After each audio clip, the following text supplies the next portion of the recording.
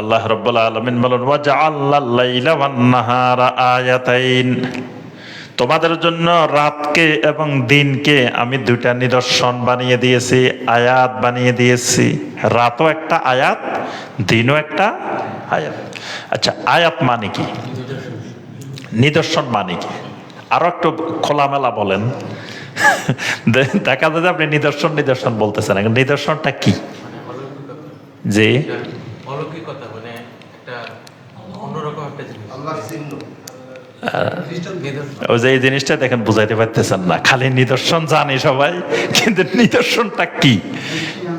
নিদর্শন মানে হলো আল্লাহকে চিনার, আল্লাহকে পাওয়ার মাধ্যম।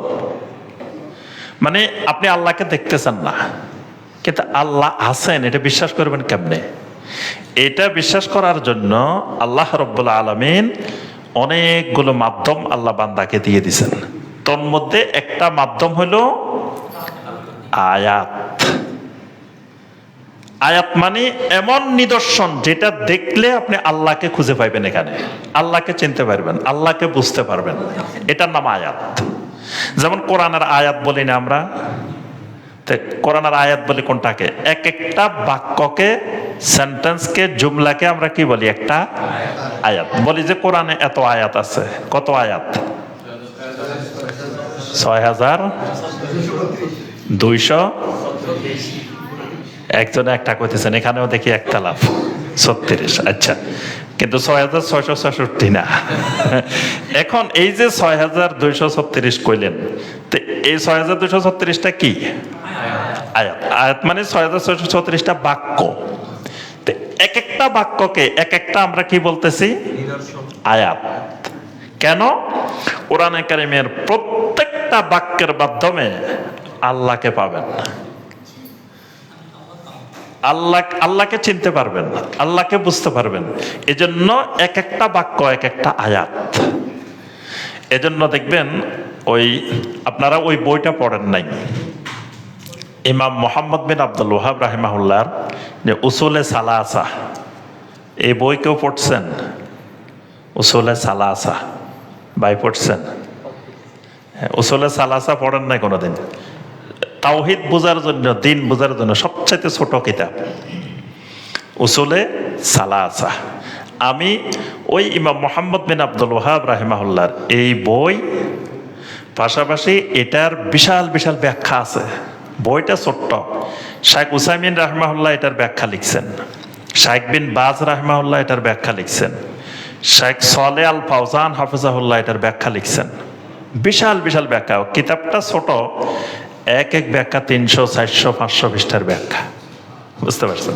তো এই কিতাবগুলো সবগুলা পড়ে আমি নিজে বাংলা ভাষায় একটা কিতাব লিখছি, বই লিখছেন। বইটার নাম হলো ইমানের ৩ মূলনীতি। এটা বাংলা ভাষায় আর কেউ লেখে নাই, আমার চোখে পড়ে নাই কেউ লিখছে কিনা। তাই আমি প্রথম এই সবগুলা মিলাই সংক্ষেপে, আবার বেশি লম্বা করি না, লম্বা করলে বাঙালির ধৈর্য নাই। বাঙালি বড় বই পড়ে না। আমি হজে যাই না প্রতি বছর, তো দেখি যে এক একজন হজের বিশাল বিশাল বই, ৩টা ৪টা করে বই আছে। তো এখন জিজ্ঞাসা করলে কিছু বলতে পারে না, কিন্তু বই লইলে ঘুরে। হজের বিশাল বিশাল বই এক একজনের কাছে, কিন্তু কিছুই বলতে পারে না। তার অর্থ হলো সে বইটা ঘুরতেছে, কিন্তু বইটার ভিতরে কিছু পড়ে নাই। আর পড়লেও একদিক দিয়ে শুরু করছে, আরেক দিক দিয়ে যাইতে যাইতে ভুলে গেছে, মনে নেই। তো এই জন্য বাঙালির অভ্যাস হইলো লম্বা বই পড়ে না, আর লম্বা বই মনেও রাখতে পারে না। তো এই জন্য আমি সবসময় চেষ্টা করি একেবারে সংক্ষেপ। আমার হজের বইটা দেখবেন একবারে ছোট্ট। এটা হচ্ছে ছোট্ট হজের বই, বাংলাদেশে আর নাই, বাংলা ভাষায় আর নাই। আমি শুধু একজন মানুষ ধরেন যে কিচ্ছু জানে না, সে হজ করবে বা উমরা করবে, তো যাতে সে সুন্নাহ অনুযায়ী ন্যূনতম যেটা না হইলে নয়, এই জিনিসগুলো দিয়ে আমি হজের বই লিখছি, উমরার বই লিখছি, যাতে হে আর বেশি কিছু পড়া লাগবে না। এই কয়টা মুখস্থ রাখলে যথেষ্ট, তার আর কিছু দরকার নেই, তার হজও হয়ে যাবে, উমরাও হয়ে যাবে। তো ইমানের ৩ মূলনীতিটাকেও এরকম আমি সংক্ষিপ্ত করে লিখছি। এটা পড়ার চেষ্টা করবেন। এই বইটার কথা এই জন্য বলছি, ইমাম মোহাম্মদ বিন আব্দুল ওয়াহাব রাহিমাহুল্লাহ এই বইয়ের শুরুতে লিখছেন যে আল্লাহকে চিনবেন কিভাবে। তো তিনি লিখছেন আল্লাহকে চেনা যায় বি আয়াতিহি ওয়া মাখলুকাতিহি।